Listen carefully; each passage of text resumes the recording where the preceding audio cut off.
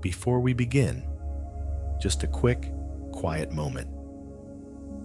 If you feel comfortable doing so, perhaps you could write in the comments which part of this world you are listening from right now, and what time it is where you are. I am simply curious. Are you listening in the deep, velvet quiet of late night, the house still and sleeping around you? Or are you perhaps here in the fragile, early morning hours, when sleep has not yet come and the world outside has not yet woken? There is no need for a long story, just a word or two, a city, a country, a time of day, a small, silent signifier across the distance, letting others know they are not alone in this vigil. And then, just settle in, because this time right now that we will share is entirely and completely yours. Now, wherever you find yourself, whether you're lying in your bed, the blankets pulled up around you, or sitting in a comfortable chair, let's begin the gentle process of arrival. The arrival into this present moment. Begin by simply noticing the weight of your body. Feel the points of contact between you and the surface that supports you. Your head against the pillow, your shoulders against the bed, the gentle, solid pressure along your back, your legs, your heels. For so long, you have been carrying a weight that is unseen, a heaviness in the heart, a tension in the mind. But for right now, let us attend only to this physical weight, this simple fact of your body resting here in this room, in this moment. Give yourself permission to be fully supported. You do not need to hold yourself up any longer. The bed, the chair, it is here for you. It can hold you completely.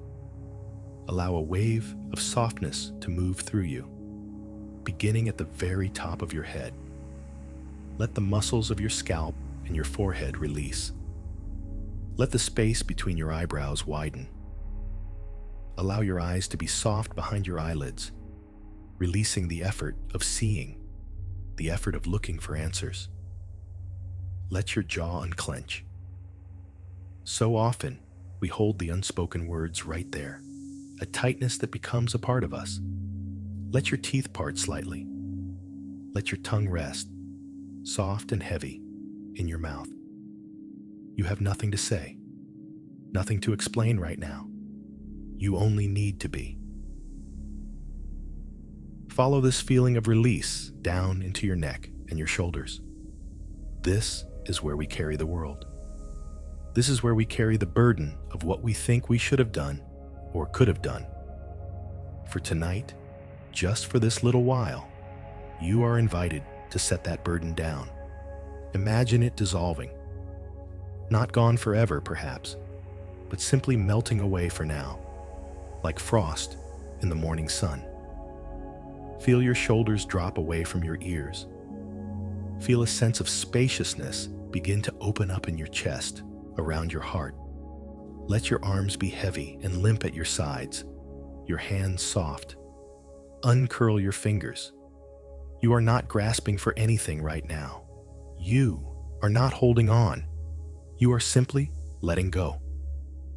Let this wave of gentle release continue to flow down through your torso, your hips, your legs, all the way down to the very tips of your toes. Every muscle given permission to soften. Every nerve given permission to quiet. Every cell in your body invited to this moment of profound, simple rest. You are here. You are safe. And you are held.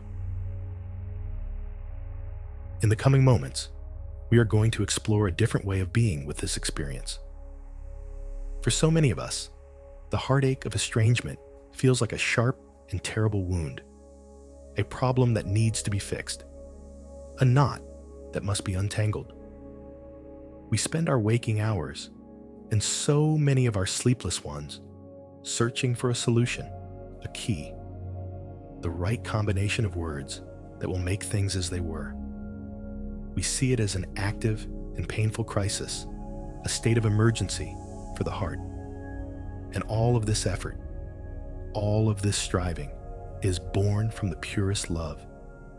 It is the love of a parent, a love so deep it feels like a part of our own breathing. But tonight, I want to invite you to consider a different perspective. What if this experience, for now, is not a battleground? What if it is not a wound to be frantically stitched shut?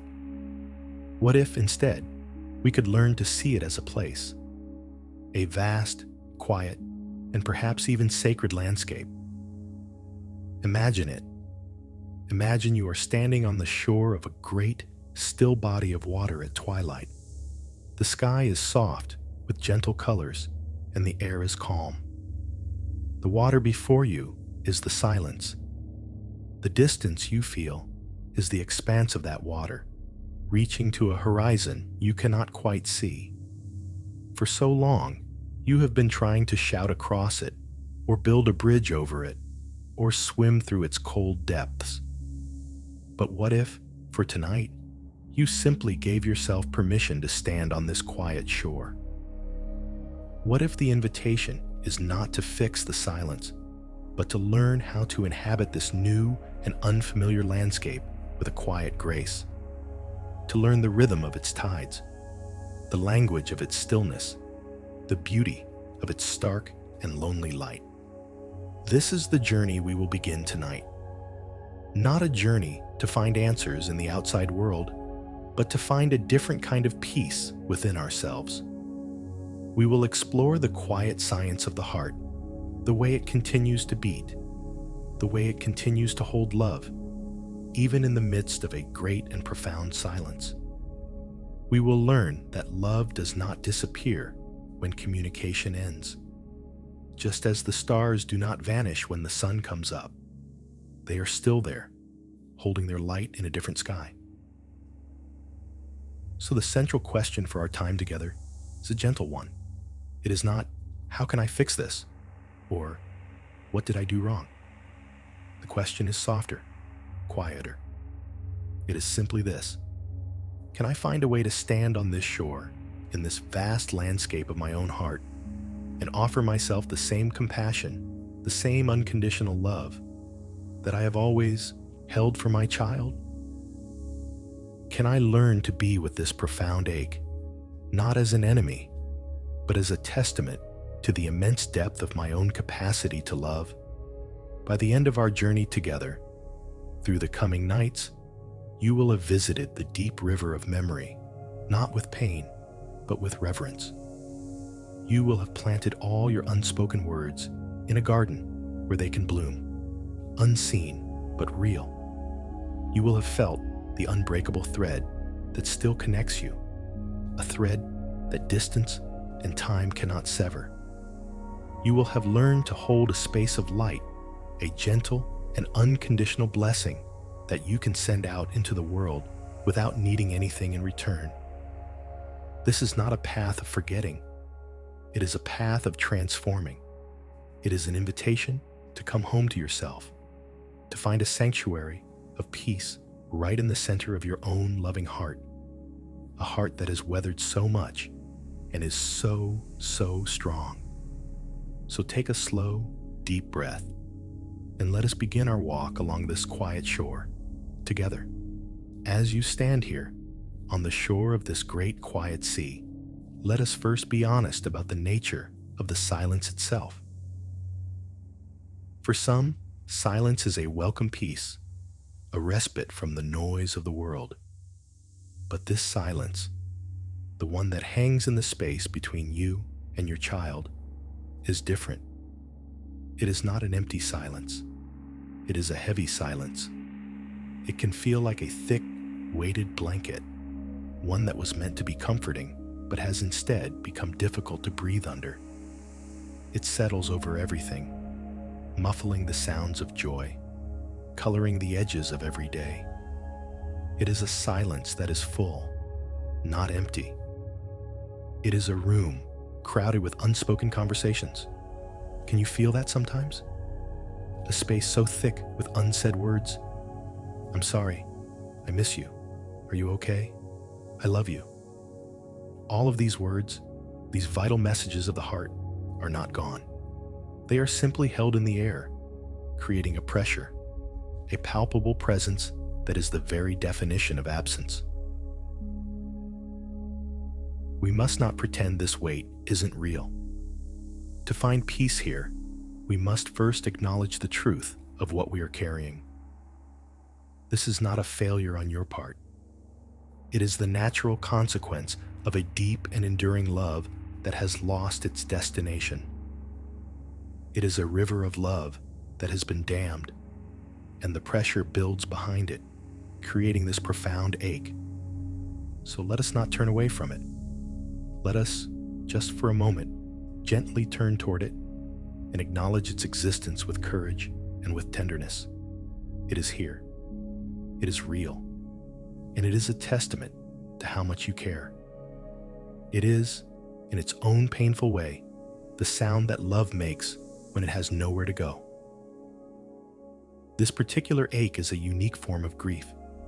It is the echo of a voice you can still imagine perfectly. You know the exact cadence of their laugh, the way they would say your name, the particular tone they used when they were excited about something. The mind, in its loving and cruel way, can summon this voice in an instant, and its sudden absence in the real world feels like a shock every single time. It is the distinct shape of a presence that is no longer felt in a room. The empty chair at the holiday table is not just an empty chair. It is a sculpture of a memory, a void that has a specific height and weight and history. You find yourself navigating your life around this shape, this invisible silhouette carved out of your reality. You still have the instinct to text them a photo of a beautiful sunset, or call them when you hear a song you both loved. This muscle memory of connection, of sharing a life, is so deeply ingrained in your nervous system. And each time that impulse arises and has to be stopped, it is a small, quiet heartbreak all over again.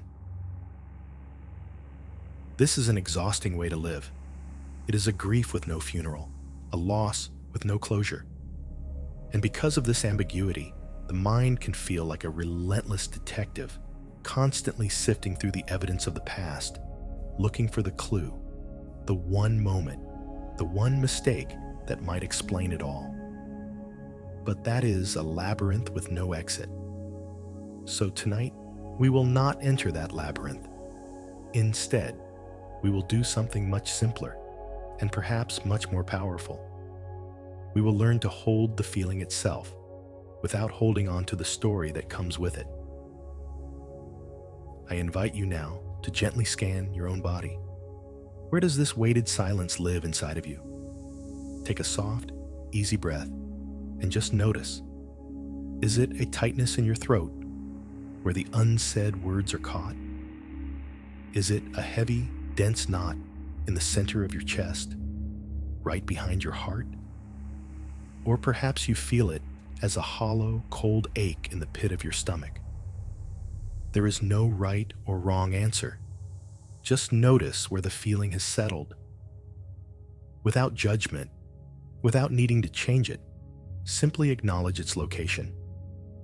Ah, there you are, you might say to it silently.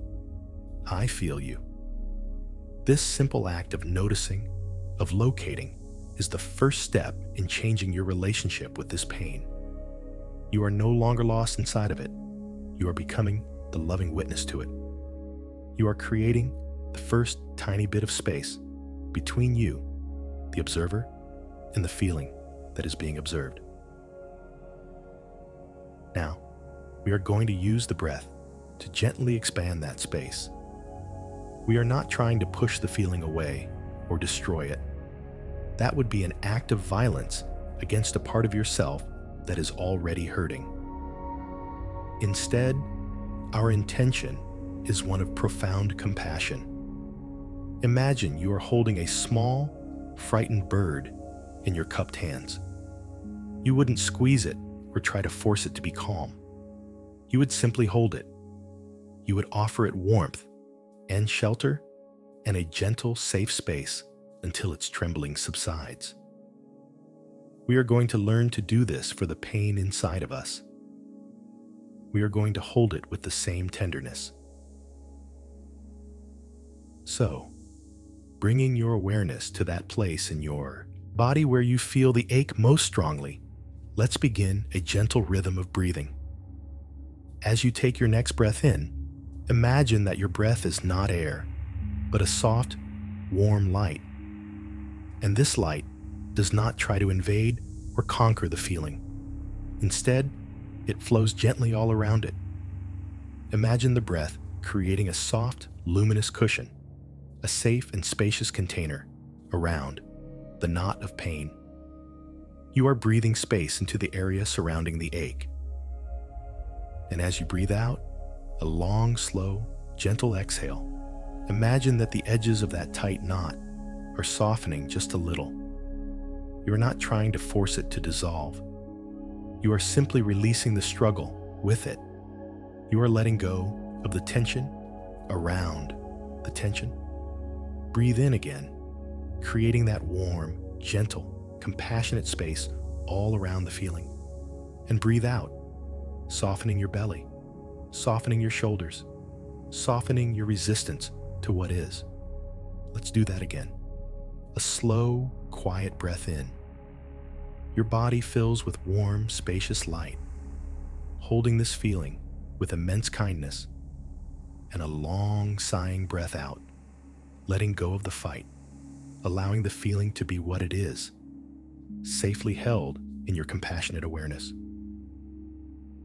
Feel the shift, however small it may be. The pain may still be there, the ache may still be present, but it is no longer consuming you. You are no longer drowning in it. You have become the vast, loving space in which the feeling can exist.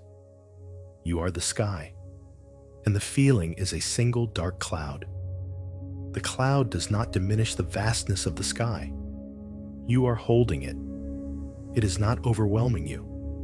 This is the beginning of peace, not the absence of pain, but the presence of your own deep, resilient, and compassionate heart, big enough to hold it all. You are learning to stand on this quiet shore, and you are learning that you are strong enough to bear the weight of this silence, not with struggle, but with grace. As you rest here in this space of compassionate awareness, feeling your breath create a gentle cradle around your sorrow, let us turn our attention to the great river of memory. For so many of us, memory has become a difficult, even treacherous place. When the present is filled with a painful silence, the mind instinctively travels back in time, searching for clues, for comfort, for the moment when everything changed. And so often, this journey into the past becomes a source of fresh pain. We can get caught in a loop, replaying certain conversations over and over again, dissecting our own words, their words, searching for the hidden meaning, the wrong turn. Or we remember the good times, the moments of laughter and connection, and they feel like lost treasures from a kingdom we can no longer enter, bringing a fresh wave of grief for what is no longer. The river of memory, which should be a source of life and nourishment, can feel instead like a turbulent current that threatens to pull us under. Tonight, let us approach this river differently. We are not going to wade into its powerful currents to search for anything. We are not looking for mistakes to fix or golden moments to mourn. Our intention is simply to sit peacefully on the riverbank and to witness its flow. We are here to remember one simple, profound truth. This entire river, with all its twists and turns, its rapids, and its quiet pools, has a single source, and that source is love. The pain you feel is not the river itself. The pain is your resistance to its current course. The love is the water. The love is the source. The love is the constant flowing reality that gives the river its very existence. Without that deep, foundational love, there would be no river of memory at all. There would be no ache, no longing, no grief. The very fact that this river flows so powerfully through your heart is the ultimate proof of the love that created it. So, I invite you now, in your mind's eye, to find a quiet, comfortable spot on the bank of this great river. It can be a soft patch of moss under a willow tree, or a smooth, sun-warmed stone. The air is gentle here. The light is soft. You are safe. From this peaceful vantage point, you are simply going to watch the river of shared time flow by. You are the observer, not the swimmer. You are the witness, not the judge. And as you sit here, you may notice things floating on the surface of the water. These are the memories. A memory might float by of your child as a toddler, taking their first wobbly steps. You might see the image of their small hand clasped trustingly in yours. See it not with a desperate longing, but with a quiet reverence. Acknowledge it gently. There is a memory of connection. You can say silently to yourself. And then, let it go. Let it continue to float downstream, not trying to hold on to it, not trying to pull it back. It is a part of the river. Let it flow. Perhaps another memory appears. This one might be more difficult. A memory of a harsh word, a misunderstanding, a closed door. The old habit of the mind might be to grab this memory, to pull it out of the water and examine it from every angle, to feel the sharp edges of regret all over again. But tonight, we are practicing a new way. See this memory too, floating on the surface. Acknowledge it without judgment. There is a memory of difficulty. You can whisper to your own heart. And then, with a conscious act of gentleness, you release your grasp. You allow it to continue its journey down the river. It is also just a part of the river's story, not its final destination. By allowing it to pass, you are not condoning it or forgetting it. You are simply refusing to let it build a dam in the present moment. You are honoring the river's nature, which is to flow. Think of the memories as leaves on the water.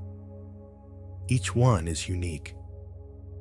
Some are bright with the color of autumn joy. Others are curled and brown with the sorrow of winter. But they are all just leaves, carried by the same current. A memory of baking cookies together on a rainy afternoon might drift by. The smell of cinnamon and sugar might even seem to fill the air for a moment. Observe it, treasure the sensation, and let it go. A memory of a difficult phone call might follow. Feel the echo of that tightness in your chest. Observe it with compassion, and let it go. You are sitting on the bank, watching the story of this love in all its complexity, in all its beauty, and its pain. And you are realizing that you are not the leaves. You are not the memories. You are the deep, quiet, loving awareness that is witnessing it all. You are the riverbank, solid and steady, allowing the water to flow past without being washed away by it. This practice transforms memory from a tormentor into a testament. It becomes a testament to a deep and significant connection. Every single memory, whether happy or sad, is evidence of a shared life, a shared journey. It is proof that a powerful bond was forged, a bond so strong that its echoes continue to resonate within you.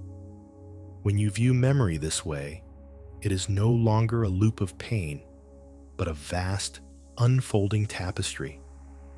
And you are learning to look upon this tapestry not with the agony of regret, but with the quiet awe of someone who has loved deeply and who continues to love deeply. This love is the thread that runs through every scene, every color, every shadow. It is the one constant. So just for these next few moments, rest here on the riverbank. Let the images, sounds, and feelings drift by. If your mind tries to jump into the water to chase one, gently guide it back to its seat on the bank. If a painful memory gets stuck, breathe space around it, just as we did before, and gently encourage it to rejoin the current. Your only task is to watch, to witness, and to trust in the river's flow. You are releasing the need to understand it all. You are releasing the need to rearrange the past. You are simply allowing the story to be what it is and finding your peace right here on the solid ground of the present moment, held in the truth that all of it, every single drop of that river, comes from the unending spring of a parent's love. As we sit here, allowing the river of memory to flow without pulling us under, we become aware of another kind of pressure that builds within us. It is the weight of all the love that is unexpressed. The heart of a parent is a generative force. It is constantly creating love, concern, well wishes, and simple thoughts of connection. In a flowing relationship, this energy is exchanged naturally. A text message, a phone call, a hug. These are the small, essential channels through which this love is given and received. But when those channels are closed, the love doesn't simply stop being generated. It continues to arise day after day, moment after moment. And with nowhere to go, it can begin to feel like an immense pressure inside the chest, a painful and frustrating buildup of unspoken emotion. It is all the I love yous that are never sent, all the apologies that are never heard, all the words of encouragement and pride that remain locked behind your lips. This inner pressure can be one of the most difficult parts of estrangement. It can lead to a feeling of utter helplessness, a sense that this powerful, beautiful love inside you is being wasted, that it is curdling into something heavy and sad. But love is never wasted. Energy is never truly lost. It simply changes form. Tonight, we're going to create a safe and beautiful inner space where this love can be expressed, where it can be transformed from a painful pressure into a quiet act of beauty.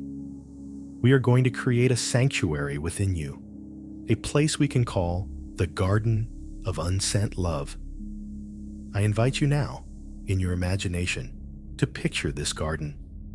It does not need to be grand or elaborate. It can be a simple, quiet, walled garden, a place that feels utterly safe and private, a space that belongs only to you. Perhaps there is a gentle stone wall around it, covered in soft, green moss. Perhaps there is a small wooden gate that only you know how to open. The light inside is soft, and the air is still and peaceful. This is your sacred space. The soil here is rich and fertile, ready to receive whatever you need to offer it.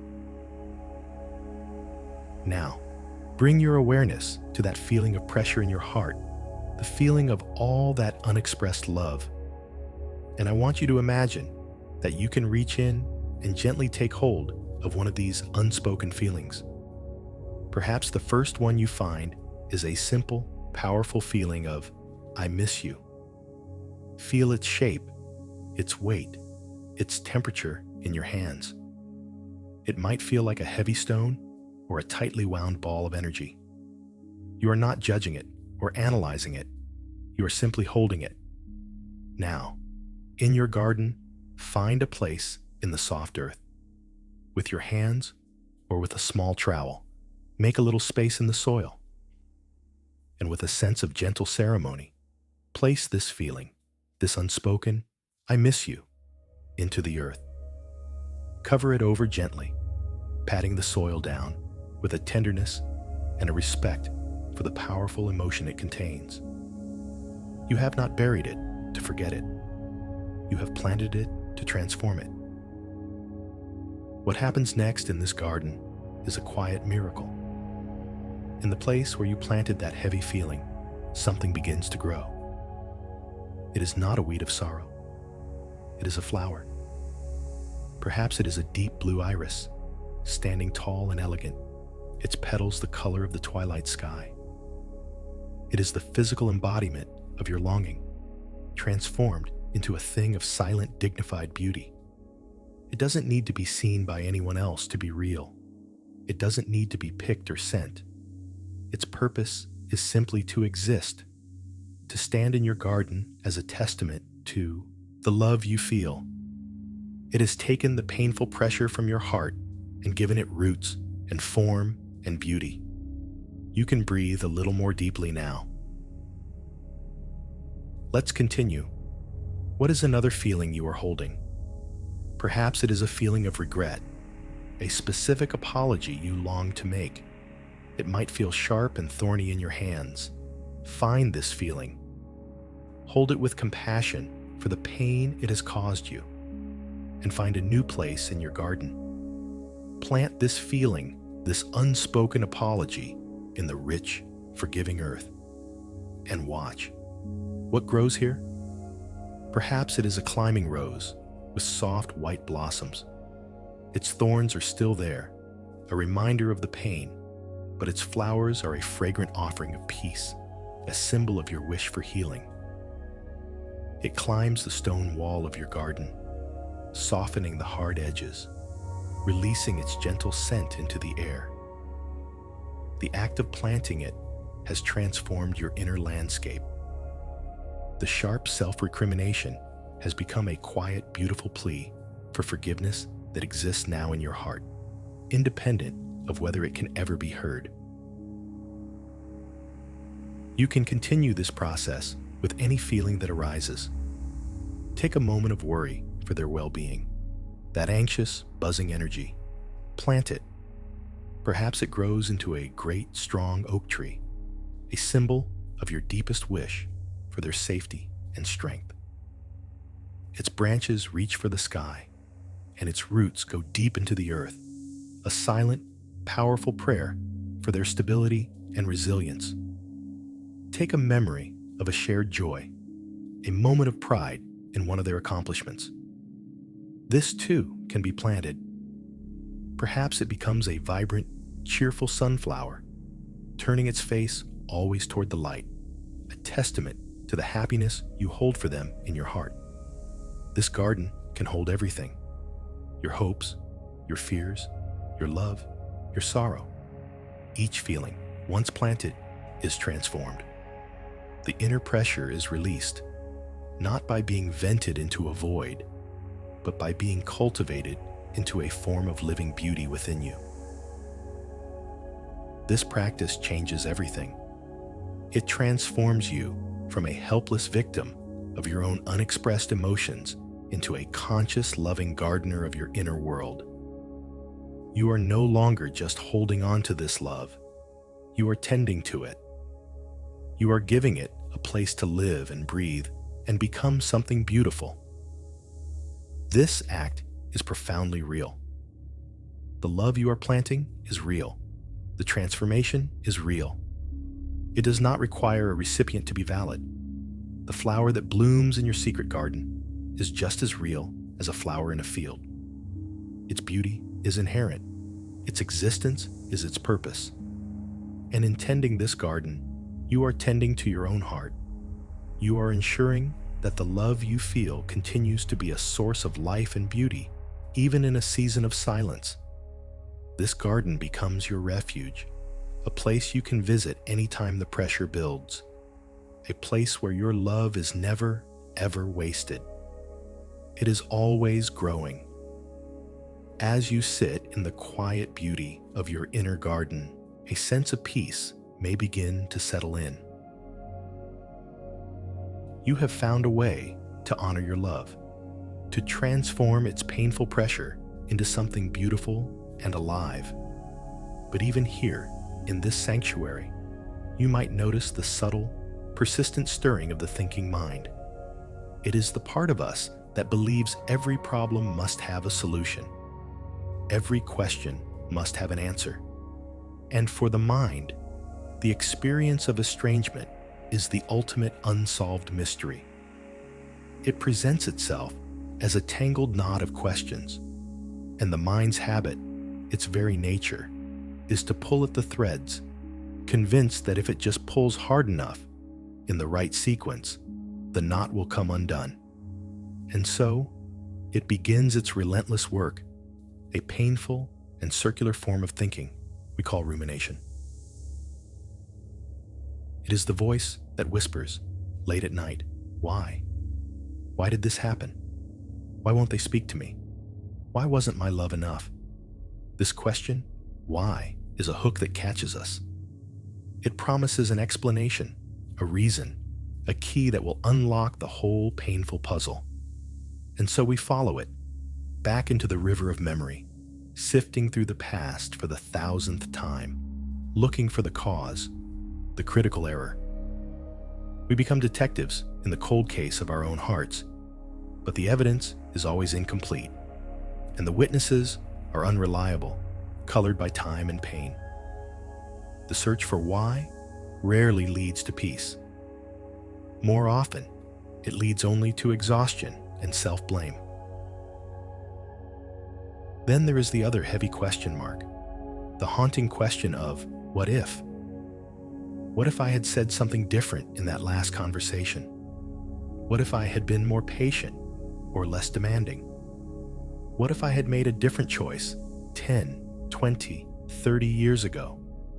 This question pulls us into a ghostly world of alternate realities, phantom timelines where things turned out differently. We can spend hours, days, even years, living in these imaginary worlds, torturing ourselves with visions of a happiness we believe we forfeited. But this, too, is a labyrinth with no exit. The past cannot be rewritten. The energy we spend in the land of what if is energy that is stolen from the present moment, the only place where peace can actually be found. These questions, why and what if, are like heavy chains. They keep us tethered to a past we cannot change and a future we cannot control. They create a state of constant, low-grade agitation in the nervous system. The mind becomes a courtroom where you are simultaneously the prosecutor, the defendant, the judge, and the jury, and the trial never, ever ends. Tonight, our practice is to gently, lovingly release the heavy question mark. We are not going to try to answer the questions. We are not going to argue with the mind or tell it to be quiet. That would be like trying to calm a stormy sea by hitting it with a stick. Instead, we are going to learn to shift our awareness, to guide it away from the tangled threads of yesterday and tomorrow, and to anchor it in the simple, solid, undeniable reality of this present moment. The most powerful anchor we have is the breath. It is always here, always in the now. It is never in the past or in the future. So let us return to it. Bring your attention to the gentle sensation of the air entering your nostrils. Notice its temperature, perhaps cool as it comes in. Follow its path down into your lungs. Feel the gentle expansion of your chest or your belly, and then follow the exhale all the way out. Notice the air is slightly warmer as it leaves your body. This is it. This is the entire practice. Inhale and exhale. You are not thinking about the breath. You are feeling the breath. You are grounding your awareness in pure physical sensation. This is the solid ground of the present moment. Inevitably, a thought will arise. The question mark will reappear. A why or a what if will try to pull you back into the labyrinth. You might not even notice it at first. You might suddenly find yourself 10 minutes back in the past, replaying an old argument. This is not a failure. This is simply the nature of the mind. The moment you realize you have been carried away by a thought, that moment of realizing is a moment of perfect victory. It is a moment of awakening. And in that moment, without any self-criticism, without any frustration, you simply and gently guide your attention back to the anchor, back to the feeling of the breath moving in and out of your body. Imagine you are sitting by the side of a road. The thoughts, the questions, the memories, the worries are the cars driving by on that road. Your old habit was to run out into the middle of the road and try to stop a specific car, to interrogate the driver, to look under the hood. It was exhausting and dangerous. Now, your practice is simply to remain seated peacefully on the grass. You see a car coming, a big, loud truck of a thought, maybe a what-if question. You notice its color, its shape, the sound of its engine. You acknowledge it. There is the what-if thought again. And then you let it drive by. You do not chase it. You do not try to stop it. You simply let it pass. And you return your attention to the feeling of the sun on your skin, the sound of the wind in the trees, the feeling of your breath. Another car comes, a sleek, fast sports car of a painful memory. You notice it, you acknowledge it, and you let it go. You are transforming your relationship with your own mind. You are no longer a prisoner of your thoughts. You have become the calm, non-judgmental observer of your thoughts. When you do this, something remarkable begins to happen. You realize that the thoughts themselves are not the problem. They are just mental weather, clouds passing in the sky of your awareness. The problem was your habit of identifying with them, of believing that every cloud was the entire sky. By unhooking your attention from them, you are reclaiming your power. You are saying, I am not my thoughts. I am the awareness that is noticing the thoughts. This creates a profound sense of inner freedom and peace. The questions might still arise. The mind might still produce them, but they no longer have the power to capture you, to drag you into suffering. They become mere background noise, like the distant hum of traffic, while your attention remains settled in the deep, quiet peace of the present moment, anchored in the simple, reliable rhythm of your own breath. You have released the heavy question mark, not by finding the answer, but by realizing you don't have to carry the question. As we learn to rest in the present moment, untangled from the painful questions of the mind, a deeper quiet becomes available to us. It is in this quiet that we can begin to perceive a truth that is more subtle, more enduring than the changing circumstances of our lives. We have acknowledged the pain of the silence, honored the river of memory, and tended to the garden of our hearts. Now, we are ready to explore the very essence of the connection between a parent and a child, a connection that exists on a level far deeper than words, actions, or even physical presence. This is the core of our spiritual understanding, a way of seeing that can bring a profound and unshakable peace. We are going to feel into the reality of what I will call the unbreakable golden thread. From the very moment of conception, a bond is formed that is unlike any other. Science can describe it in biological terms: a shared cellular history, a genetic inheritance, a 9-month period of interwoven physical existence. But our deepest human wisdom, across all cultures and all times, has understood this connection as something more. It is an energetic and spiritual reality. Imagine, if you will, a luminous, golden thread. It is spun not from any earthly material, but from the very essence of life and love itself. This thread connects your heart to your child's heart. It was formed at the very beginning, a radiant, living filament that pulsed with life and possibility. Through this thread flowed nourishment, protection, and a silent, cellular knowing of belonging. This thread is not a metaphor for love. In this quiet, meditative space, we can understand it as a fundamental reality of your existence, a fact of the energetic universe. Now, here is the essential truth about this golden thread. Nothing can break it. Think about this for a moment. Distance cannot break it. You could be on opposite sides of the planet, and the thread would simply stretch, shimmering and intact across the vastness. It is not limited by physical proximity. Silence cannot break it. The absence of words, of phone calls, of messages has no effect on the substance of this thread. It is a conduit for a connection that is pre-verbal, a communication of the soul that does not require sound. It simply is. Even anger, disappointment, or misunderstanding cannot break it. These difficult emotions are like storms that rage around the thread. They can obscure it from view, making it difficult to see or feel, just as clouds can hide the sun.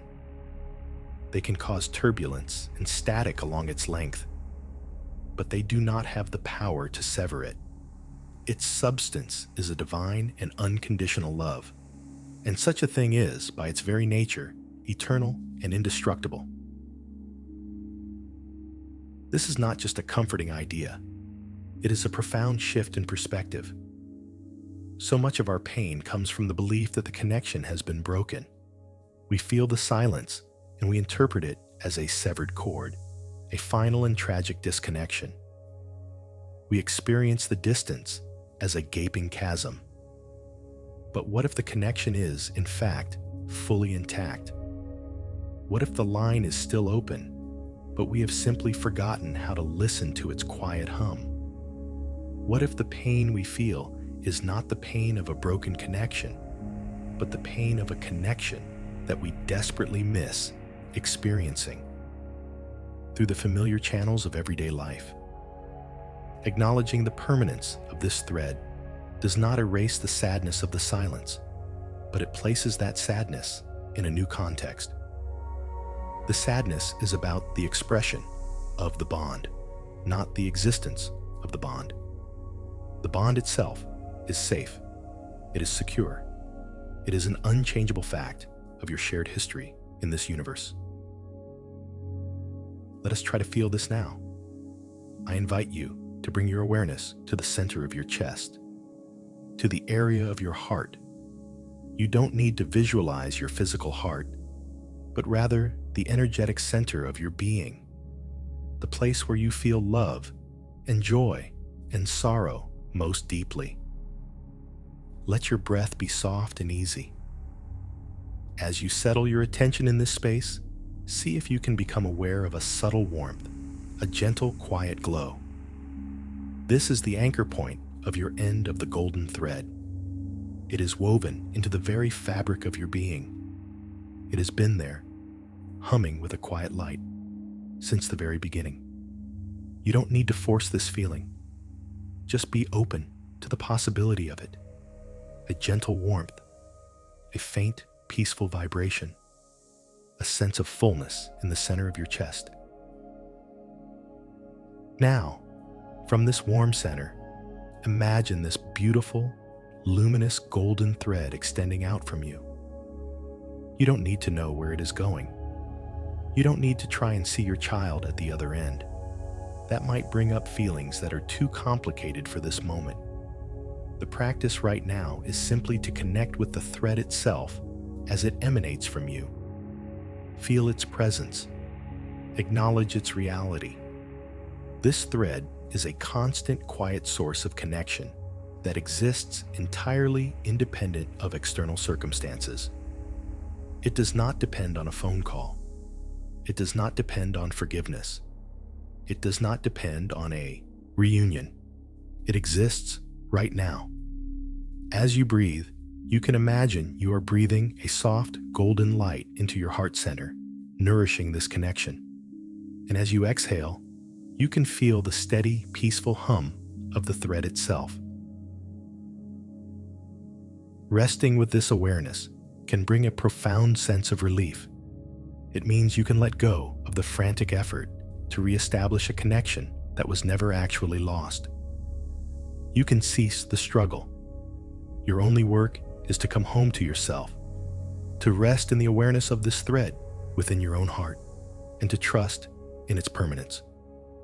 This thread is your proof that you are and always will be a parent. It is a title that is woven into your soul. This connection is your birthright, and it is theirs. Whatever is happening on the surface of life, the storms of emotion, the continents of distance, the static of silence, beneath it all, the golden thread remains. It is a quiet, constant, and unbreakable truth. And simply resting in the awareness of its existence can be a powerful anchor of peace, a reminder that the most fundamental thing between you has not been and can never be destroyed. It is simply waiting in the quiet for you to remember that it is there. Resting in the awareness of this unbreakable golden thread, we begin to understand something profound about the nature of love itself. Our culture often defines love as an action, an exchange. It is something we give and something we receive. It is measured in phone calls, in shared meals, in words of affirmation, in physical presence. And when these expressions of love are absent, we are conditioned to believe that the love itself is absent or has diminished. We are taught that love must be proven, demonstrated, and reciprocated to be real.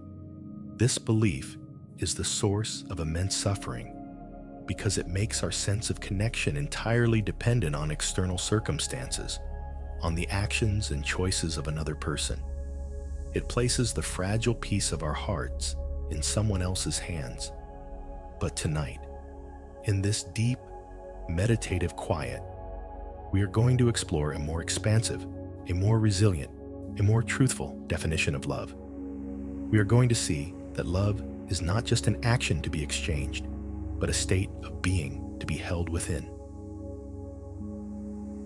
Consider the sun. On a cloudy day, we cannot see the sun. We cannot feel its direct warmth on our skin. The sky is gray, and the world can seem a little darker, a little colder. But does anyone believe the sun has gone out? Does anyone believe its fire has been extinguished simply because clouds have passed in front of it? Of course not. We know with absolute certainty that the sun is still there, blazing with 1,000,000 degrees of heat, pouring out an unimaginable torrent of light and energy into the solar system. It is a constant. Its existence is not contingent on our ability to see it. The clouds are a temporary, local condition. The sun is a vast, cosmic reality. Love, in its purest form, is like the sun. Your love for your child is a constant, generative force. It is a star burning in the center of your own being. The silence, the distance, the misunderstanding, these are the clouds. They can obscure the light. They can block the felt warmth, but they do not have the power to extinguish the star. Your love continues to shine, to radiate, whether it is being received or not. Its existence is its own proof. Let us explore this through another image from nature. Think of the ancient redwood trees in a forest. On the surface, they appear to be solitary giants, individual beings standing tall and separate against the sky. They might be yards apart, with no visible connection between them. But if you could see beneath the earth, you would witness a breathtaking secret. Their root systems are intricately and complexly interwoven. The roots of one tree are connected to the roots of its neighbors, creating a vast, collaborative, underground network that stretches for acres. Through this hidden web, they exchange nutrients, they send warning signals about drought or disease, and they provide stability for one another in a storm. Their connection is not a visible, surface-level phenomenon. It is a deep, silent, and essential reality that is hidden from the casual observer. The love between a parent and child is like this. The surface conditions might show separation, but beneath the surface, in the unseen world of the heart and the soul, the roots are forever intertwined. Your well-being is subtly connected to theirs, and theirs to yours, in ways the conscious mind can never fully map. The love is the network that runs beneath the ground of all circumstance, a silent, nourishing, and supportive connection that is always there. Or consider the light from a distant star. The stars you see in the night sky are unimaginably far away. The light from the nearest star, Proxima Centauri, takes over 4 years to reach our eyes. The light from the Andromeda Galaxy has been traveling for 2.5 million years to complete its journey to Earth. When you look at that faint pinpoint of light, you are receiving a message from the deep past. The star sent that light out into the vast, cold emptiness of space with no guarantee that it would ever be seen, with no knowledge of what planet or what eyes it might one day reach. It simply shone. It radiated its essence out into the universe because that is its nature. It is the nature of a star to shine. Your love is like starlight. The love you feel in your heart right now, the warm glow at your center, where the golden thread is anchored, is a light that you radiate. It travels across the distance, across the silence. You may not know if or how it is being received. You may never get a message back confirming its arrival, but that does not stop you from shining. It is the nature of a loving heart to radiate love, just as it is the nature of a star to radiate light. To shine is your purpose. To love is your truth. This understanding transforms love from a transaction into an act of being. You are not sending love in order to get something in return, a phone call, a reconciliation. You are simply being love because that is who you are. The love becomes an unconditional gift you send out into the universe, a beautiful light you contribute to the fabric of existence. Its value is in the sending, not in the receiving. This shift in perspective is the key to a profound and lasting peace. When love is in exchange, we are in a state of constant anxiety. Are we loved back? Have they received our message? Is the balance sheet of love in our favor? We live in a state of wanting, of needing, of dependence. But when love is a state of being, when it is the gentle radiation of our own inner light, we are free. We are no longer dependent on any external validation for our love to be real and meaningful. Our love is meaningful because we are feeling it. It is real because it exists within us.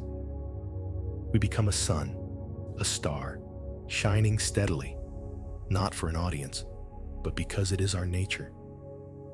We find our peace not in a response from the outside world, but in the steadfast, quiet, and powerful act of tending to our own inner light. So feel that light within you now, that gentle star-like glow in your heart. It asks for nothing. It demands nothing. It simply is. And in its quiet, constant shining, there is a strength, a wholeness, and a freedom that nothing and no one can ever take away from you. As we rest in this understanding of love as a constant radiant light, let us now turn this gentle, compassionate awareness toward ourselves. For so long, when you have thought about your heart, you may have used words like broken, a broken heart. It is a phrase that is so common, we use it without thinking. It paints a picture of something shattered, something that has come apart in pieces, something that is no longer whole or functional. It implies a state of damage, of weakness. We see our hearts as fragile things that have been irreparably harmed by this painful experience. But I would like to invite you, just for tonight, to set that image aside. Let us gently replace the idea of a broken heart with a different, more powerful, and more truthful vision. Let us learn to see the heart not as a fragile object that can be broken, but as a vast, living, and resilient landscape. I invite you now to visualize your own heart as a landscape, not a small, contained thing, but a place with its own geography, its own weather, its own sky. What kind of landscape is it? Perhaps it is a land of great ancient mountains. Their peaks are high, reaching into the clouds. Their slopes are carved with the lines of experience, the pathways of old rivers of joy and sorrow. These mountains are your strength. They are the solid, unshakable core of your being, the part of you that has endured. They have weathered countless storms, winds of change, rains of grief, the freezing cold of loneliness, and yet they still stand.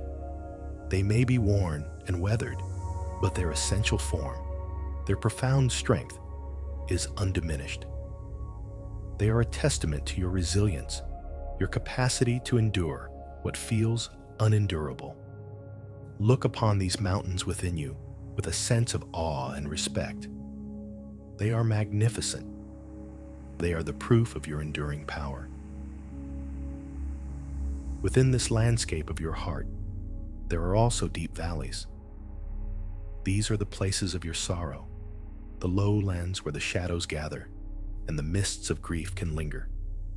For a long time, you may have seen these valleys as flaws, as places of weakness and despair to be avoided. You may have tried to climb out of them, to live only on the sunlit peaks. But tonight, let us look at these valleys with new eyes. It is in the valleys that the rivers flow. It is in the valleys that the soil is most fertile. It is in the deep, quiet, protected spaces of our sorrow that our greatest compassion is born. Your capacity to feel this profound ache is not a weakness. It is a measure of your depth. A shallow landscape has no deep valleys. Only a heart of great capacity can feel a sorrow so vast. These valleys are what make your landscape rich. They are what allow for the possibility of deep growth, of profound wisdom, of a compassion for others that is born from your own intimate acquaintance with pain. These valleys are sacred ground, and in this landscape, there are forests. Think of the trees that grow there. They are the trees of your memories, the trees of your love. Some are ancient and tall, like the redwoods, their roots deeply intertwined with the roots of your child. These are the foundational loves, the core connections. Other trees are younger, representing specific moments, specific joys. Notice the resilience of these trees. Perhaps some have lost branches in a storm. Perhaps some carry the scars of a lightning strike. But look closer. Even the scarred trees continue to reach for the light. They continue to put out new leaves each spring. Their life force is persistent, indomitable. They know the wisdom of the seasons. They know that there is a time for growth, and a time for letting go, and a time for quiet dormancy in the winter cold. They do not fight the seasons, they adapt to them. Your heart has the same ancient wisdom. It knows how to survive the winter. It knows that even after the most brutal storm, the sap will rise again. The landscape of your heart has its own weather. There are days of bright, clear sunshine when a happy memory brings a moment of warmth and peace. And there are days when the clouds roll in, heavy and gray, and a gentle, steady rain of sadness falls. There may even be thunderstorms of anger or anxiety, with flashes of lightning and the rumble of deep frustration. For so long, you may have judged this weather, wishing only for sunshine, fearing the storms. But a living landscape needs the rain. The rain is what cleanses the air. It is what nourishes the soil and allows the flowers in your secret garden to grow. Even the storms, in their own way, are a release of energy, a powerful expression of life. The contemplative focus here is to stop being a critic of your own inner weather and to simply become a curious, compassionate observer. You can say to yourself, "Today, there is rain in the heart." Or, "I am noticing a storm gathering on the horizon." You are not the storm. You are the vast, unchanging landscape in which the storm is taking place. The mountains are not destroyed by the storm. They are simply washed by it. This practice of seeing your heart as a landscape is an act of profound self-compassion. It is about acknowledging the immense strength it takes to keep a heart open through this kind of pain. To be broken means to be defeated. But you are not defeated. You are a vast and resilient geography that has weathered a great and difficult season. And there is a unique and profound beauty in this kind of landscape. It is not the simple, manicured beauty of a park. It is the wild, rugged, and majestic beauty of nature itself. It is the beauty of a mountain that has known the wind, a valley that has known the river, a tree that has known the storm. So take a moment now to simply be in this landscape of your heart. Feel its solidity, its depth, its wild and resilient life. Offer a deep bow of gratitude to this heart of yours. It has carried you through so much. It has loved so deeply. It has hurt so profoundly. And it is still here, whole, vast, and beautiful. As you rest in this vast and resilient landscape of your heart, acknowledging its mountains, its valleys, and its forests, you may become aware of certain areas that feel dry, barren, or wounded. These are the places that have been scorched by the harsh sun of self-blame. For many parents experiencing estrangement, one of the heaviest burdens is the relentless inner critic, the voice that replays the past not with compassion, but with judgment. It is the voice that says, "If only you had been a better parent. This is your fault. You failed." This voice can feel so authoritative, so convincing, that we mistake it for the truth. We carry its judgments like heavy stones, and the weight of them can make it impossible for anything new to grow in our hearts. This burden of guilt and regret can become the defining feature of our inner landscape, a desert where we wander, thirsty for a forgiveness we do not believe we deserve. Tonight, we are going to invite a healing rain to fall upon this parched ground. This is a meditation on self-forgiveness. It is crucial to understand what this means. Forgiveness is not about condoning past actions or pretending that mistakes were not made. It is not about forgetting the pain. Forgiveness, especially self-forgiveness, is the courageous and compassionate act of releasing yourself from the prison of the past It is the decision to stop punishing yourself for being human. It is the understanding that you, like every parent who has ever lived, did the best you could at the time with the knowledge, the resources, and the level of awareness you had. You were navigating the complex, unmappable territory of raising another human being, and you did so with love as your compass, even if you sometimes lost your way. Self-forgiveness is the act of laying down the heavy stones of blame, not because they are not real, but because they have become too heavy to carry, and they are preventing your heart's landscape from healing. So, I invite you now, in your mind's eye, to look up at the sky above the landscape of your heart. At first, it may be a harsh, clear sky, the kind that offers no relief from the sun. But as you watch, you begin to notice a change on the horizon. A soft, gray mist is gathering. A gentle coolness begins to touch the air. Clouds, full of moisture and promise, are slowly, peacefully rolling in. These are not the dark, angry clouds of a thunderstorm. They are the soft, benevolent clouds of a healing rain. And then, the first drop falls, and another, and another.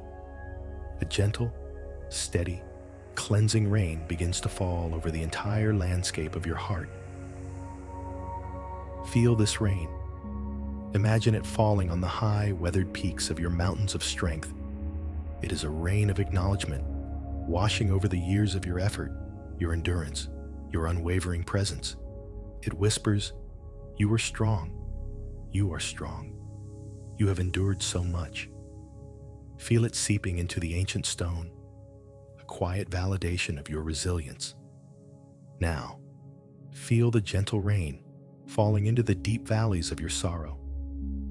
It does not try to fill the valleys or erase their depth. Instead, it nourishes them. It is a rain of compassion. It lands on the fertile soil of your grief and whispers, "It is okay to hurt. This great sadness is a measure of your great love." It brings a sense of life and vitality even to the places of your deepest pain, suggesting that something beautiful, like wildflowers of compassion, can grow here. Most importantly, feel this rain falling on those dry, barren patches of the landscape, the places scorched by self-blame. Imagine the cool drops landing on the cracked earth of regret. At first, the ground is so hard that the water seems to beat up on the surface. But the rain is patient. It is gentle and persistent. It keeps falling, softly, steadily, and slowly. Miraculously, the hard ground begins to soften. The sharp edges of self-criticism begin to dissolve. The layers of guilt, baked hard by years of rumination, are becoming saturated, losing their structure, turning back into soft, workable soil. This is the gentle rain of forgiveness. Each drop is a whisper. You are released. You are forgiven. It is a rain that washes away the dust of old mistakes. Imagine a specific memory, a moment that your inner critic loves to replay for you. See it not as a permanent stain on your soul, but as a layer of dust on a beautiful piece of furniture. Now, feel the gentle rain falling on that memory, washing the dust away. The memory itself might remain, but its power to condemn you is being cleansed. The rain is not erasing the past. It is cleaning the lens through which you view it. It is washing it clean of judgment, leaving only the quiet truth of a human experience with all its imperfections. Breathe in the scent of this rain. It smells like clean earth, like fresh leaves, like renewal. It is the smell of a second chance, not to rewrite the past, but to begin a new relationship with it and with yourself. This is a process of surrender. As the rain falls, you are surrendering the need to be a perfect parent. You are releasing the impossible standard that you have held yourself to. You are embracing the humble, messy, beautiful truth of your humanity. You loved imperfectly because all human love is imperfect. You made mistakes because all human beings make mistakes. The rain washes away the illusion of perfection and nourishes the reality of your goodness, a goodness that was always there, beneath the layers of guilt. It is the goodness of your intentions, the purity of your fundamental love. Allow this gentle, forgiving rain to soak deep into the soil of your being, to reach the roots of your oldest trees, to replenish the hidden springs within you. You are not condoning anything. You are not forgetting anything. You are simply, finally, letting go of the burden of your own judgment and allowing your heart, in all its wild and rugged beauty, to be nourished, to be cleansed, and to begin to heal. As the gentle rain of self-forgiveness soaks into the landscape of your heart, nourishing the parched earth and softening the hard edges of regret, a new kind of clarity can begin to emerge. With the heavy clouds of self-blame beginning to part, we can look out from our own inner world with a different perspective. For so much of this journey, our focus has been turned inward, on our own pain, our own memories, our own healing. This is essential and necessary work. But now, from this more peaceful and compassionate inner place, we can begin to extend our awareness outward, not with longing or need, but with a quiet and respectful wisdom. We are moving now into a meditation on acceptance, a profound recognition that every single soul, including the soul of your child, has its own unique path to walk, its own sky to live under. We are learning to honor the sovereignty of their sky. The love of a parent is a profoundly protective and directive force. From the moment our children are born, our deepest instinct is to guide them, to keep them safe, to clear the obstacles from their path, and to ensure their happiness. We build the road we believe they should travel, paving it with our hopes, our dreams, and our deepest values. This instinct is beautiful. It is born of the purest love. But as our children grow into adults, a great and difficult spiritual task is asked of us, the task of letting go. We must learn to release our grip on their path, to accept that their journey is ultimately their own. They are not here to live out our unfinished dreams or to follow the map we have drawn for them. They are here to draw their own map, to discover their own true north.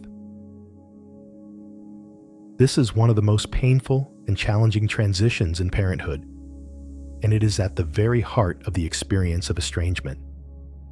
So much of our suffering comes from the instinct to fix, to control, to intervene. We see our child walking a path that we believe is wrong, or painful, or misguided, and our entire being screams out to correct their course. We see the silence between us as a problem that we, the parent, must solve.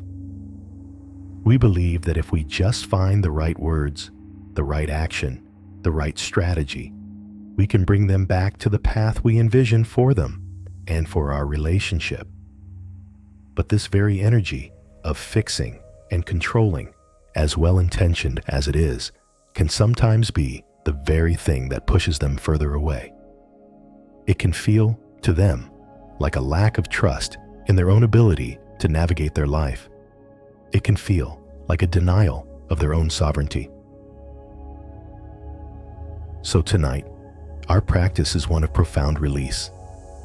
It is about transforming the desperate energy of fixing into the quiet, powerful energy of blessing. Imagine you are standing on a high mountain pass within the landscape of your own heart. The air here is clear and clean. From this vantage point, you can see for miles. You see your own path, the one you have walked to get here, with all its twists and turns. And in the distance, you can see another path. It is the path your child is walking. You can see it curving through its own valleys and over its own hills. Now, notice the sky. Above your path, there is a sky. It has its own sun, its own moon, its own unique configuration of stars. This is your sky. It is the consciousness, the experience, the reality that you live under. Now, look to their path in the distance and see that above their path, there is another sky. It is just as vast, just as real as your own. It has its own weather, its own light. It is their sky. For so long, you may have been trying to pull them under your sky, believing it was the only safe or correct one. The practice of acceptance is to honor the fact that they have their own sky. You cannot control the weather under their sky. You cannot make their sun shine or stop their rain from falling. Your work is not to manage their sky, but to tend to the peace and clarity of your own. From your mountain pass, you can look upon their distant path and their distant sky, and you can change the energy you send toward it. You can release the tight, anxious energy of control and replace it with a soft, open, radiant energy of blessing. A blessing is not a demand. It is not a request. It is a pure, unconditional gift of loving energy. It does not say, "Please come back. I need you to be here under my sky." Instead, it says, with a quiet and open heart, "Wherever you are on your path, under your own sky, I wish you well. May you be safe. May you find peace. May you discover your own truth. May you have the strength to meet your own challenges and the wisdom to learn your own lessons." This is the essence of true, unconditional love. It is a love that honors the freedom of the other. It is a love that says, "Your soul's journey is sacred, and I will not interfere with it. I will simply hold a space of love for you from a distance, respecting your path as your own." Feel the shift this creates within your own body. The energy of trying to control is tense. It creates tightness in the shoulders, a clenching in the jaw, a knot in the stomach. It is an energy of struggle. Now, feel the energy of blessing. It is soft. It is open. The hands unclench. The shoulders relax. The breath deepens. It is an energy of release, of surrender. You are letting go of a burden you were never meant to carry. The burden of responsibility for another adult's life path and happiness. In doing so, you are not abandoning them. You are, in fact, offering them the greatest gift a parent can give an adult child, the gift of trust. You are trusting their soul, trusting their journey, trusting that life itself is their teacher. And you are reclaiming your own peace by focusing on what you can control, the state of your own heart, the clarity of your own sky. So stand on your mountain, breathe the clear air, and send out that quiet, unconditional blessing. A gentle wave of light from your heart to theirs. A whisper on the wind that asks for nothing in return. A love that finally, truly sets them free. As you stand on that high, clear mountain pass, sending out a quiet, unconditional blessing, you begin to feel a profound sense of release. You have let go of the heavy burden of control, the impossible task of managing another sky. In this spaciousness, a deep relaxation can finally begin to take root, not just in the mind, but in the very cells of your body. For so long, your body has been living in a state of high alert, a subtle but chronic fight-or-flight response. The grief, the anxiety, the endless questioning, all of these mental states translate into physical tension, a racing heart, shallow breathing, clenched muscles. Your nervous system has been carrying the weight of this emotional storm. Now, it is time to invite your body into a state of profound rest and healing.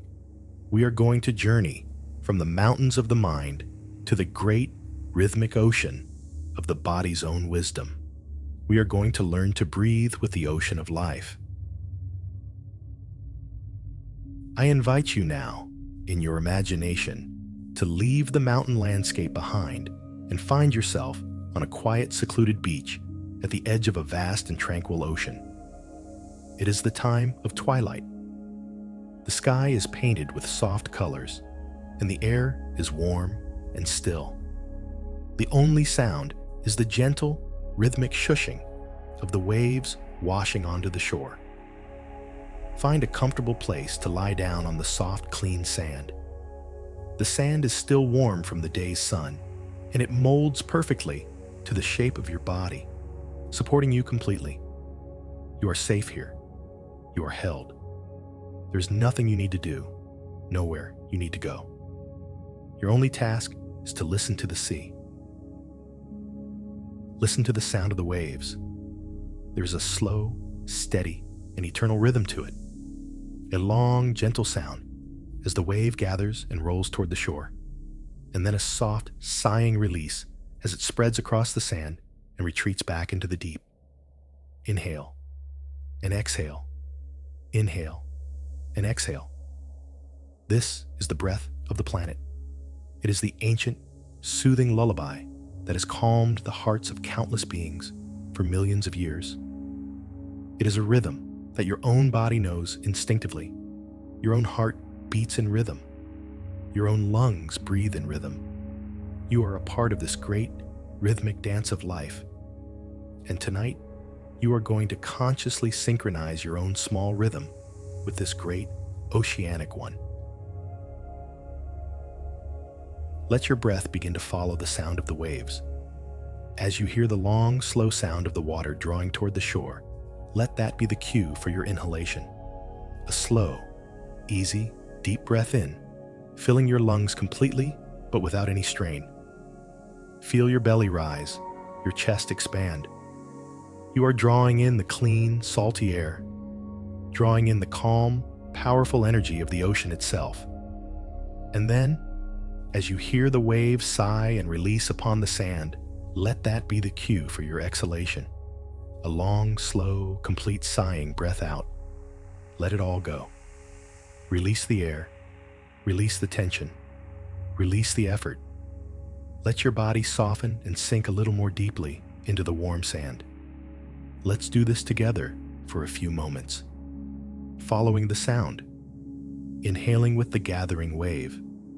Feeling your body fill with peace and a sense of connection to all life. And exhaling with the releasing wave. Letting go of the specific, personal weight of your own sorrow. Letting the great ocean carry it away. With each breath in, you are inhaling more than just air. Imagine you are breathing in a sense of profound peace. This peace is as vast and as deep as the ocean itself. It is a peace that is not dependent on your circumstances. It is the fundamental peace of existence, the quiet stillness that lies beneath all the turbulent waves of thought and emotion. Breathe it in. Let it fill every cell of your body, from the tips of your toes to the crown of your head. Let it soothe your frayed nerves. Let it quiet your weary mind. You are breathing in a universal calm, and with each breath out, you are releasing more than just carbon dioxide.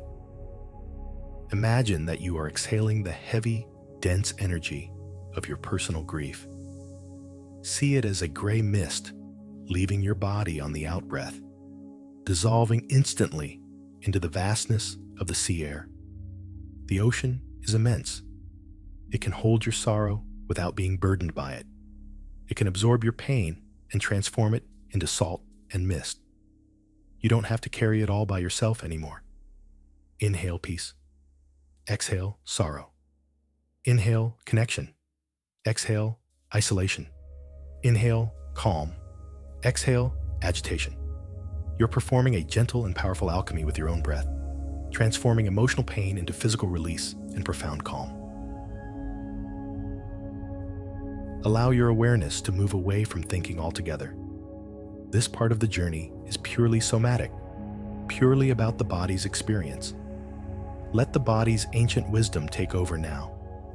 Your body knows how to heal. It knows how to rest.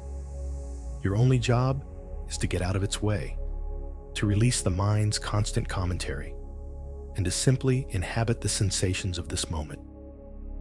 Feel the rhythm of the breath moving in your torso. Feel the warmth of the sand beneath you. Feel the gentle, cool air on your skin. Listen to the hypnotic, repetitive sound of the waves. There are no problems to solve here. There are no questions to answer. There is only this simple, profound, physical experience of being. You are breathing. You are present. You are held by the earth and soothed by the sea. This is a deep form of surrender. You are surrendering the story. You are surrendering the struggle.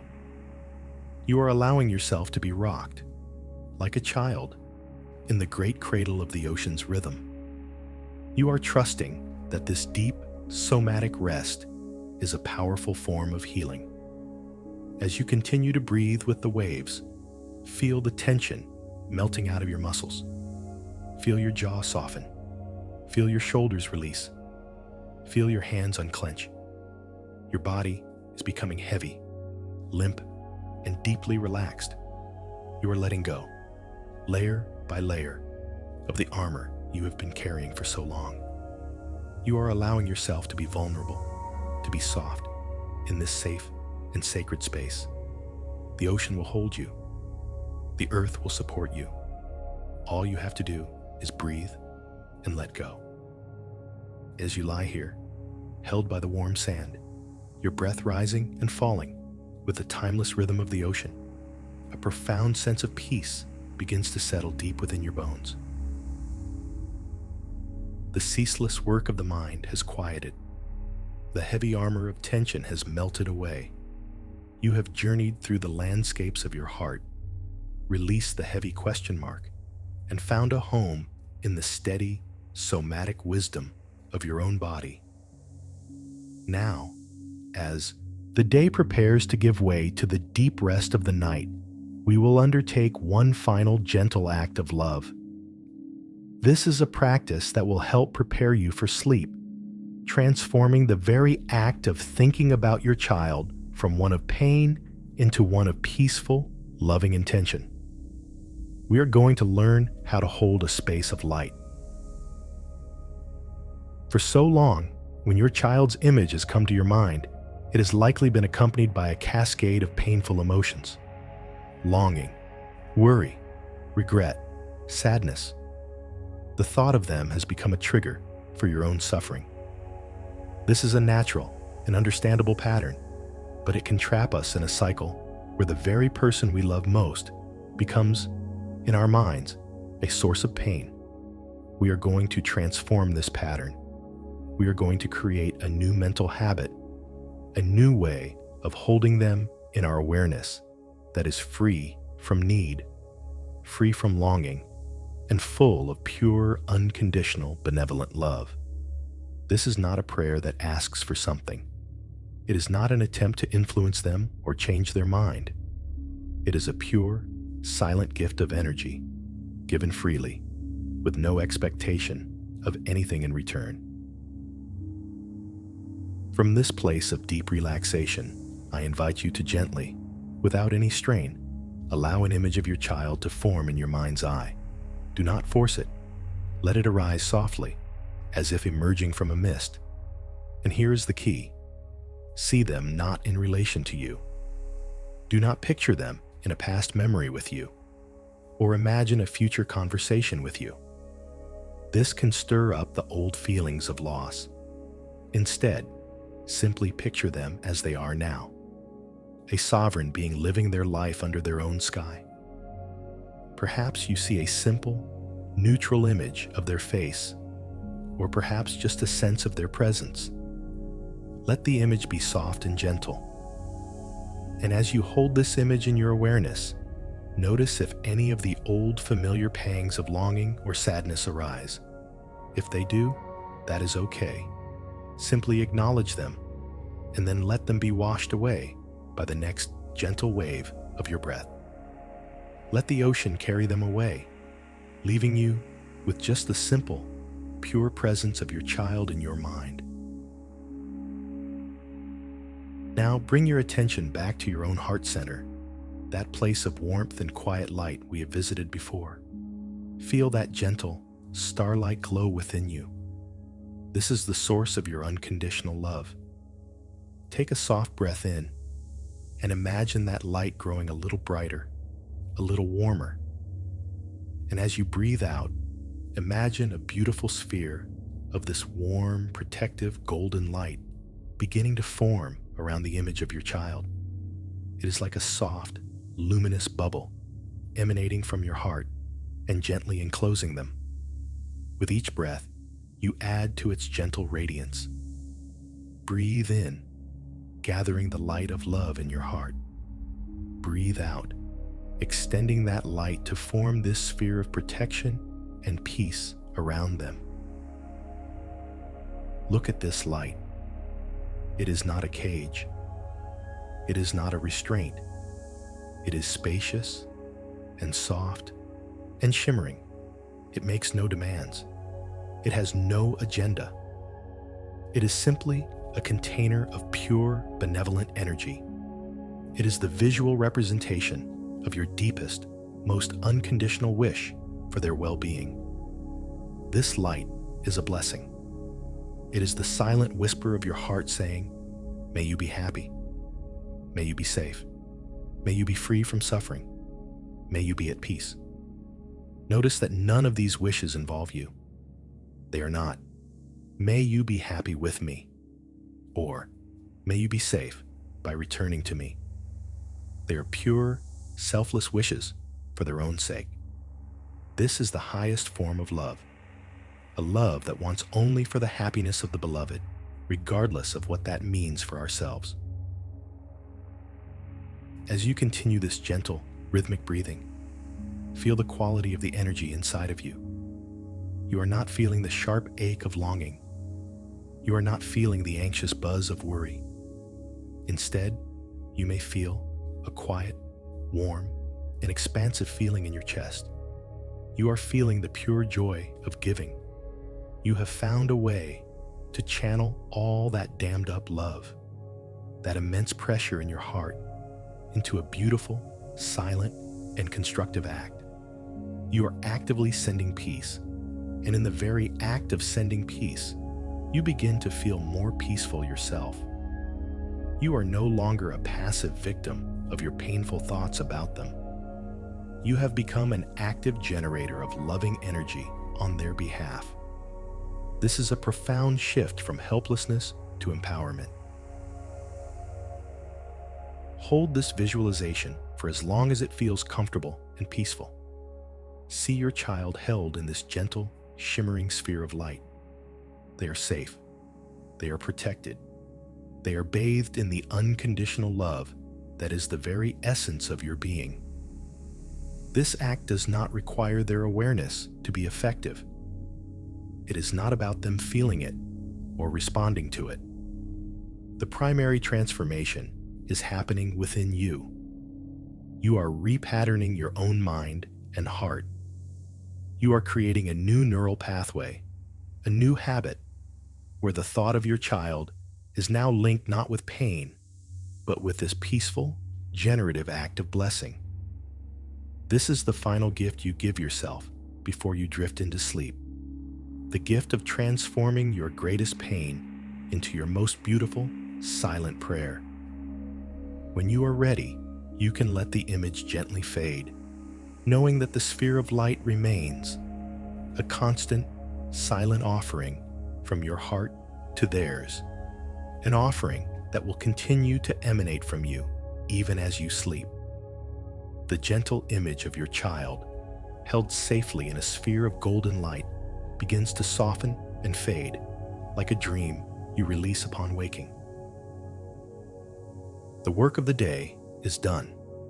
The work of the heart for this waking time is also complete. You have walked a long journey tonight, from the turbulent shores of grief to the high mountain pass of acceptance, and finally to the tranquil ocean of deep somatic peace. You have done enough. Now, all that is left is to surrender to the wisdom of the night.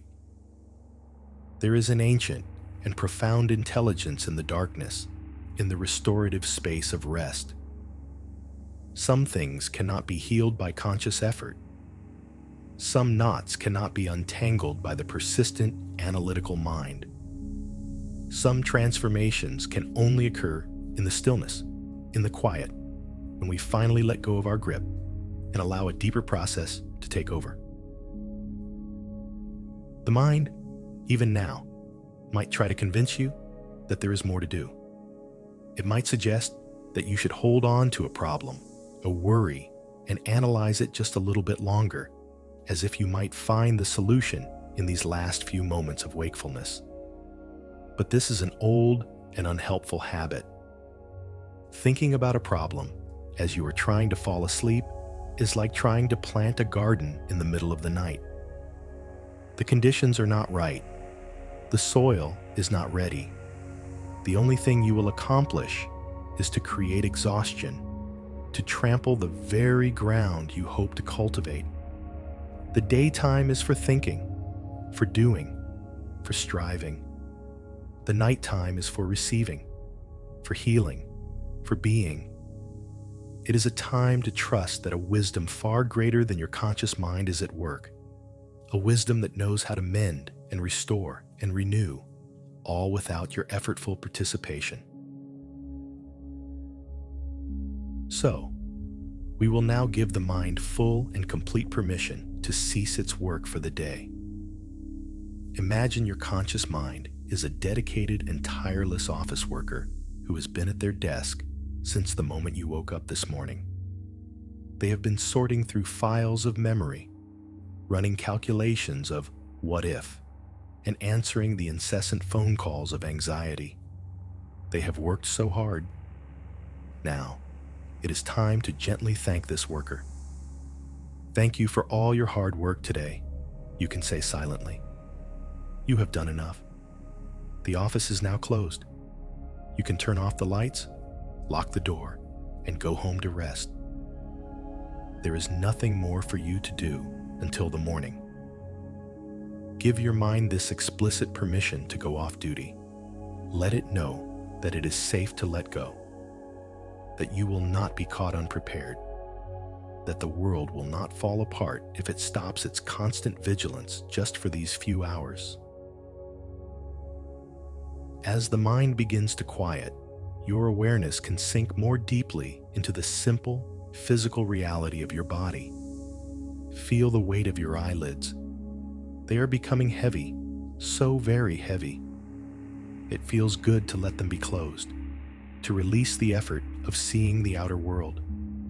Let your awareness drift down into your breath. Notice how it has become even slower now, even quieter. Each breath is a gentle, shallow wave, rising and falling in a rhythm of deep calm. There is no effort in your breathing now. Your body is breathing itself. You are simply a passenger on this gentle tide, being carried effortlessly toward the shores of sleep. Follow the breath as it flows in and as it flows out. It is the gentlest of lullabies, the most ancient and reliable of rhythms, Time E 3.0s. The process of falling asleep is an act of trust. It is an act of letting go. You cannot force yourself to sleep. You can only create the conditions for sleep to arise, and then surrender to it when it comes. It is the ultimate release of control. For a few hours, you will let go of your conscious self, your name, your story, your problems. You will dissolve into a state of pure being, a state of deep cellular repair. Trust in this process.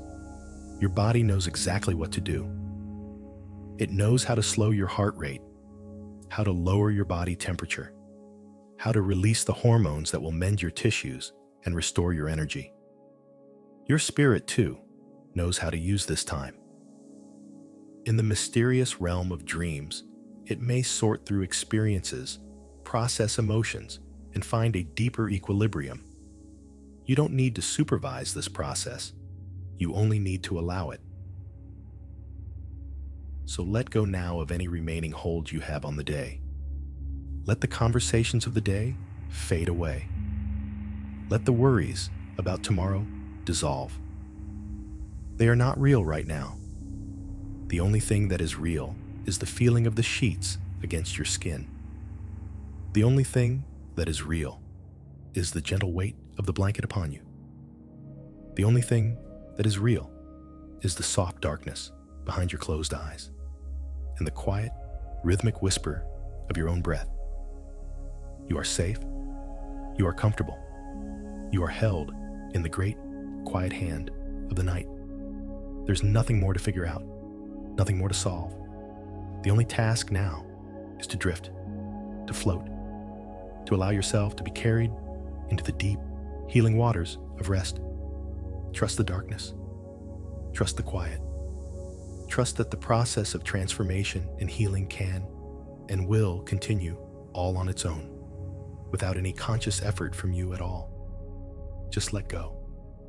As you surrender to the gentle pull of the night, drifting on the slow, quiet tide of your own breath, you are beginning a journey into one of nature's most profound and necessary transformations.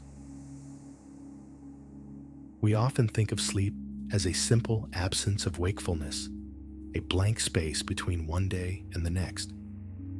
But it is not an absence at all. It is a world unto itself. Sleep is a deep and sacred metamorphosis, a nightly pilgrimage into the quiet alchemy of renewal. Every night, you participate in this miracle.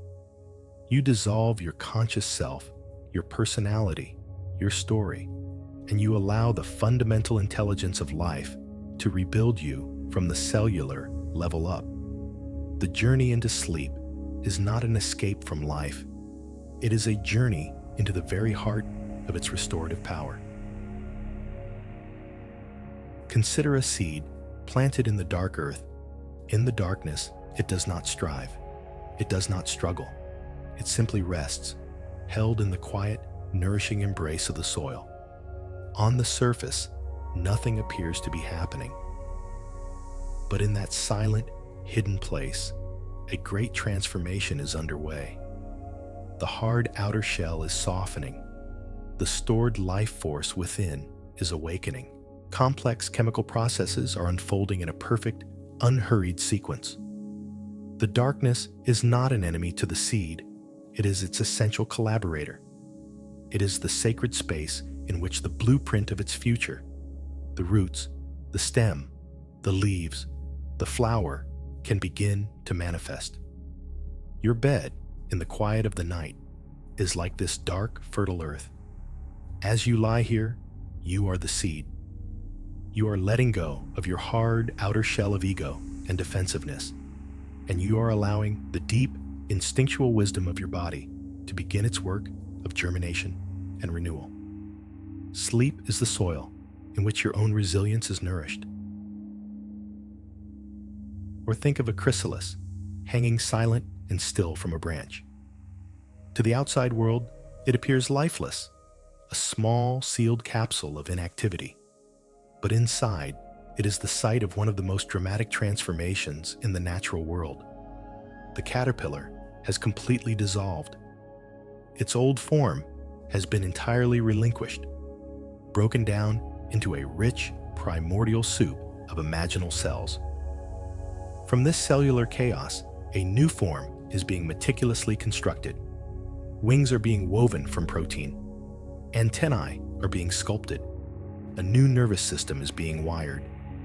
The chrysalis is a space of radical, courageous surrender, It is the ultimate act of faith, the faith that from the complete dissolution of the old, something new and beautiful can be born. As you fall asleep, you are entering your own nightly chrysalis. You are dissolving the you of yesterday. You are letting go of the patterns, the tensions, and the exhaustion of the day. And in the protected darkness of sleep, your body and your spirit are quietly being remade, preparing you to emerge into the morning light, subtly but surely transformed. This metamorphosis of sleep happens on every level of your being. Physically, your brain is being cleansed. While you sleep, a special fluid flows through your brain, washing away the metabolic waste products that have accumulated during the day's thinking, like a gentle tide cleaning a beach. This is why you feel so much clearer after a good night's rest. Your muscles are being repaired. Your immune system is being strengthened. Your memories are being consolidated, with the important ones being filed away for long-term storage and the unimportant ones being gently pruned. You are being physically rebuilt, night after night. Emotionally and spiritually, the process is just as profound.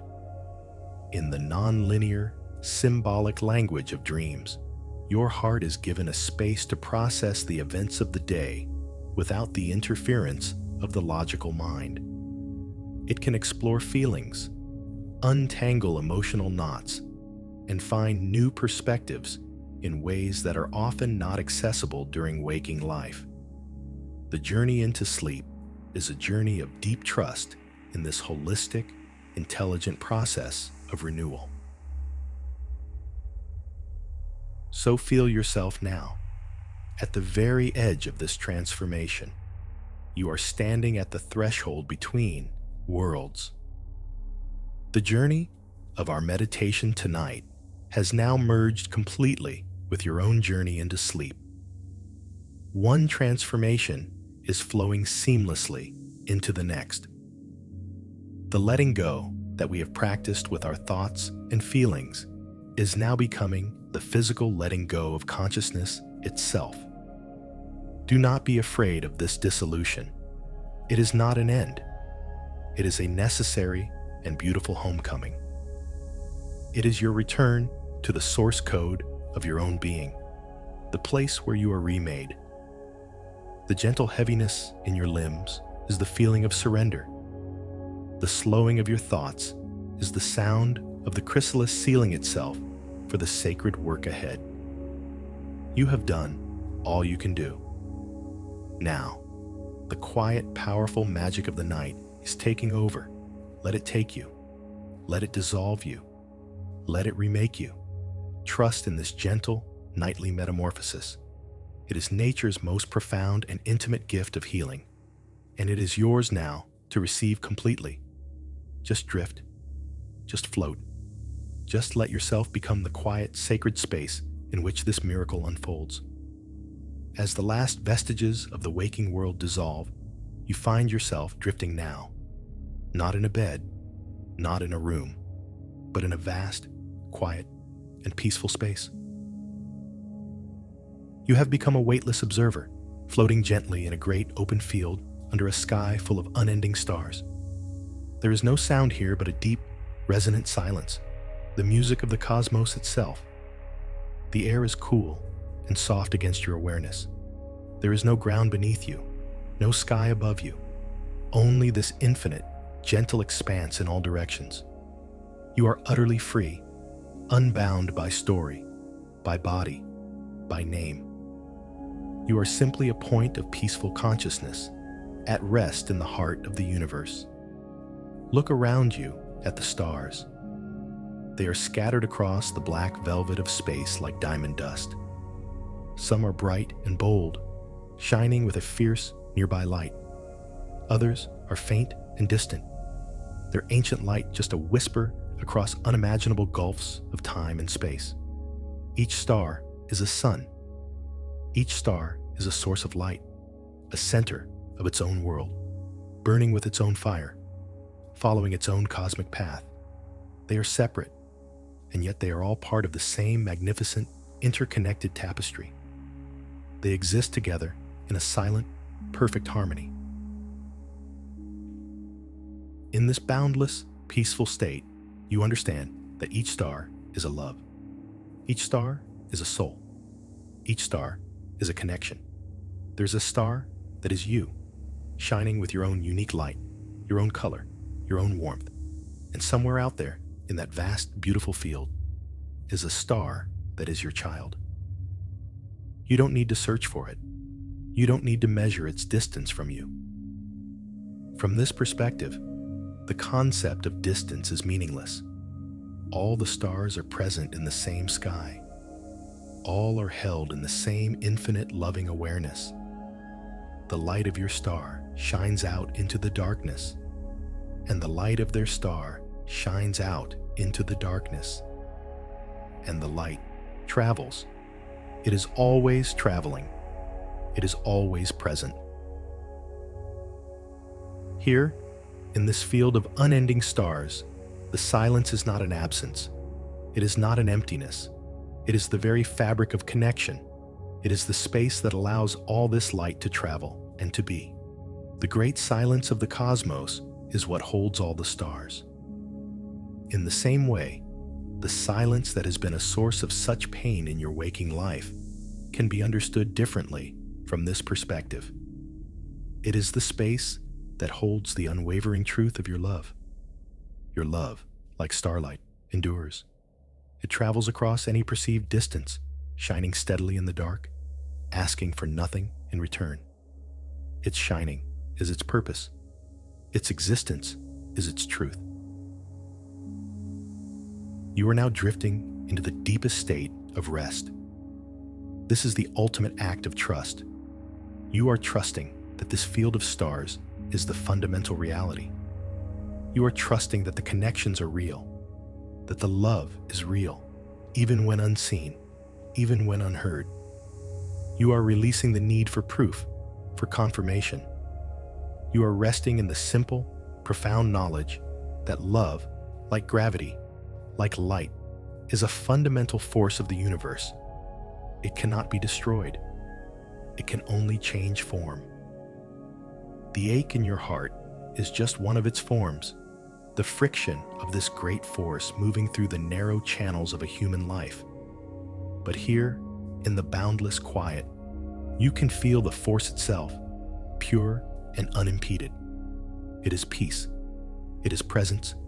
It is the silent light of a billion stars, all shining together in the same holy night.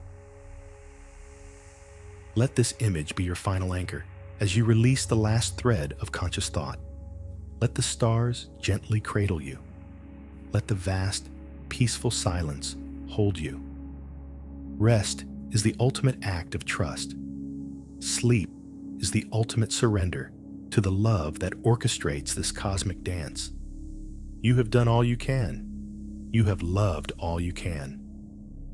Now, it is time to simply be a silent, shining light among the endless, peaceful stars. Rest now. Rest in this unending peace.